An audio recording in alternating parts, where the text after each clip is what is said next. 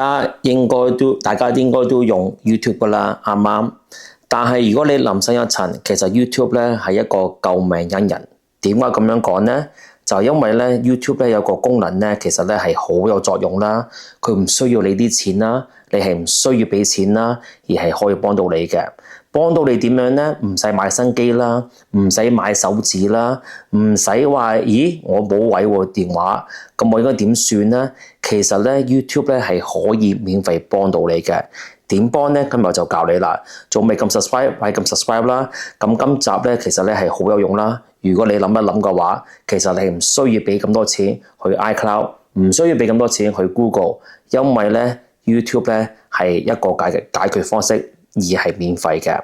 嗱，講真嚟講，如果你電話係冇位嘅話，通常咩問題呢？通常咧都係影片問題啦。點解我話影片問題呢？如果你自己去查一查，每一次你冇位嘅話呢，都係因為你影片問題，唔係相片嘅問題。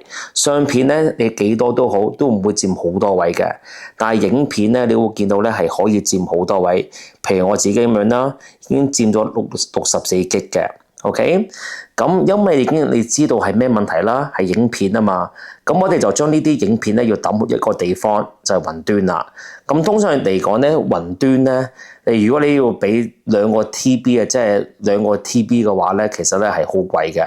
點解你唔抌入去 YouTube 咧？諗深一層 ，YouTube 係免費啦。你諗下啲 YouTuber 一個月抌幾多片上去，佢又唔會限住你，又可以免費。你自己係 4K， 佢就會留翻 4K， 佢又唔會 compress 嘅。咁你又唔想公開嘅話，你咪唔公開咯，不公開咯，私人咯。咁你變咗出邊啲人睇唔到你條片，但係仍然咧，你仍然都可以用 YouTube 咧，as 一個 backup 嘅一個備份嘅。咁你擺咗上去雲端啊，或者 YouTube 上面之後嘅話，咁你就點樣呢？咁你就之後你個電話嘅影片咪可以 delete 咯，咁你咪慳咗好多位咯，慳咗64 G 嘅位咯，你明唔明白啊？所以變咗，如果你真係有儲存空間問題，即係有空位嘅問題嘅話，你其實可以諗一諗，抌上去 YouTube。咁抌上 YouTube 咧，其實唔係好難嘅。總之咧，入到 YouTube 之後，你見到下邊一個加字。咁個加字之後嘅話咧，你就去影片。咁呢度咧就係你啲片嘅。無論如何 WhatsApp 啲人 send 俾你都好啦，自己拍到嘅話，你撳一撳佢，撳下一步，撳下一步。咁咧呢一度咧就可以話你上面公開。如果你唔想公開，咪留翻喺度咯。但係記住一定要睇一睇呢度喎。OK， 公唔公開你自己決定啦。如果唔公開嘅話，咁你咪 upload 咯。